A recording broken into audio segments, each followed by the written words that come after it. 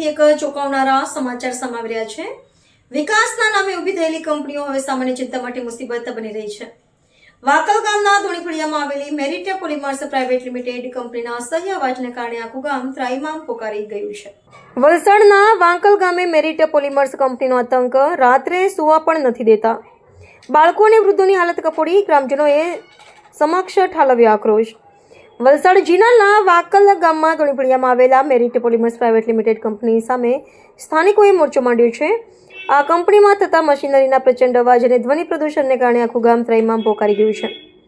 ખાસ કરીને રાત્રિના સમયે અવાજ એટલો અસહ્ય હોય છે કે લોકો રાતભર જાગવા મજબૂર બન્યા છે। ગામ લોકોનો આક્ષેપ છે કે કંપનીના મશીનોનો અવાજ શાંત રાત્રિમાં ગુંજી ઉઠે છે, જેનાથી બાળકોના અભ્યાસ અને વૃદ્ધોની ઊંઘમાં મોટો ખલેલ પહોંચે છે। પ્રદૂષણ નિયંત્રણ બોર્ડના નિયમો મુજબ રહેણાંક વિસ્તારમાં અવાજની જે મર્યાદા હોવી જોઈએ તેનું અહીં ધરાર ઉલ્લંઘન થઈ રહ્યું હોવાનું જણાય છે। આજે મોટી સંખ્યામાં ગ્રામજનોએ એકઠા થઈ જીજે દેશી ન્યૂઝનો સંપર્ક કર્યો હતો। વિડીયોમાં તમે જોઈ શકો છો કે કેવી રીતે લોકો પોતાની વ્યથા જણાવી રહ્યા છે। લોકોનું કહેવું છે કે જો અવાજ બંધ નહીં થાય તો તેઓ આવનારા દિવસોમાં ઉગ્ર આંદોલન કરશે। ગ્રામજનોની એક જ માંગ છે કે વહીવટીતંત્ર જાગે અને આ કંપની દ્વારા ફેલાવવામાં આવતા ધ્વનિ પ્રદૂષણ પર તાત્કાલિક લગામ કસે। સાહેબ, આ સ્થળ પરના વિઝ્યુઅલ્સ અને લોકોના સ્ટેટમેન્ટ મોકલી રહ્યો છું। આદિવાસી વિસ્તારનો ગંભીર મુદ્દો છે, તો આપણે ચેનલ જીજે દેશી ન્યૂઝ પર તેને અગ્રતા આપવા વિનંતી। જી, આપની શું સમસ્યા છે?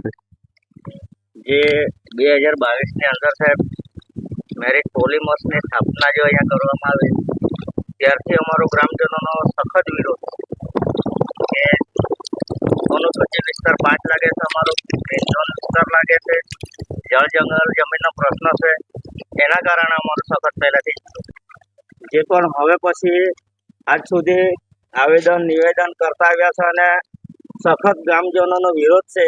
હવે પછી તંત્ર એમની ધ્યાને નહીં લેશે તો અમે ગાંધી ચિંધ્યા માર્ગે ધરણા કરીશું, ઉપવાસ કરીશું અને કોઈ બી રીતે કંપની બંધ કરાવીને રહે। હું મહેશ પટેલ, સ્થાનિક રહેવાસી છું।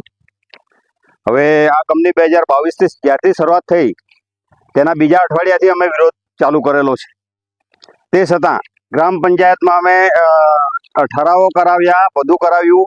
ગ્રામ પંચાયતમાં સરપંચે જે કામ કર્યું છે તે જોવાલાયક ને જાણવાલાયક છે।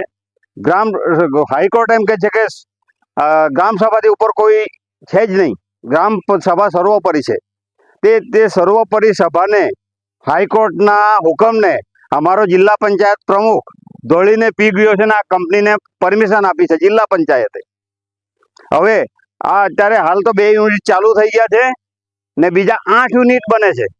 હવે 2 યુનિટમાં આ બધી પબ્લિકો હેરાન થઈ ગઈ છે। જ્યારે 8 યુનિટ બનશે ત્યારે અમારી મોહલ્લાની દશા બગડી જવાની।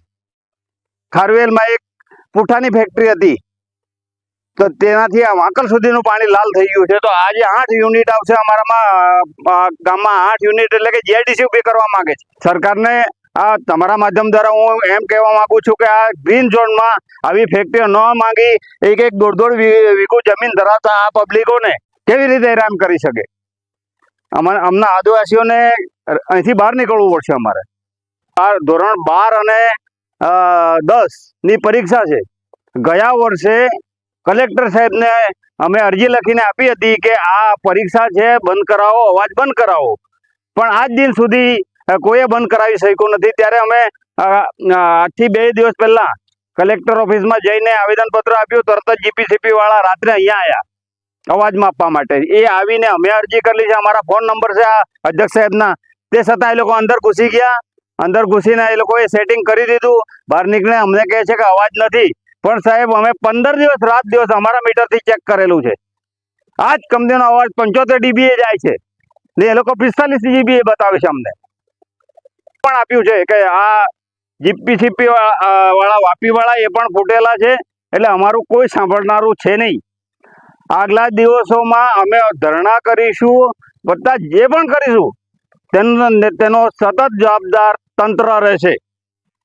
કેમ કે આજથી અમારે આગળ જ્યારે ચાલતું હતું ત્યારે અમને પોતાને પોલીસ સ્ટેશનમાં જઈને હાજર કરે છે ને અહીંયાનો જયેશ પટેલ એમ ધમકી આપે છે કે બધાને અંદર કરાવી દઈશ, બધાને અંદર કરાવી દઈશ। પોલીસમાં મારી આ સાંઠગાંઠ છે। નનકવાડાના છે જયેશ પટેલ, અને એક સુનિલ યાદવ મેનેજર કે કોણ છે એનું મયુર, એ પોતાના નામની ખોટી એફઆઈઆર છે. આ બહેનોને રાત્રે 3 વાગ્યા સુધી પોલીસ સ્ટેશનમાં બેસાડેલી છે.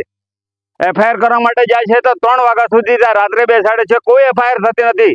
3 વાગ્યા પછી મોકલાવી દે છે. નાના છોકરાઓને મૂકીને ત્યાં જવું પડે છે વલસાડ. ને જ્યારે ગયા વર્ષે મકર સંક્રાંતિના દિવસે અંદર મારામારી થયેલી, માથું ફાડી નાખેલું એ લોકો પરમાનથી દારૂ પીને, ત્યારે અમે 100 નંબર પર ફોન કરેલો. ત્યારે એ એમ કહેવા માંગે કે એ તો એન્જોય કરે છે, જવા દો. પોલીસ વાળા આવો જવાબ આપે છે. તો અમારું તો કોઈ સાંભળવા વાળું છે જ નહીં. બસ આદિવાસીને ડરાવો, જેલમાં પૂરી દો. 12માની પરીક્ષા આપવાના છે અમારા છોકરા, 10મા 12માની. અવાજ સતત આવતો રહે છે.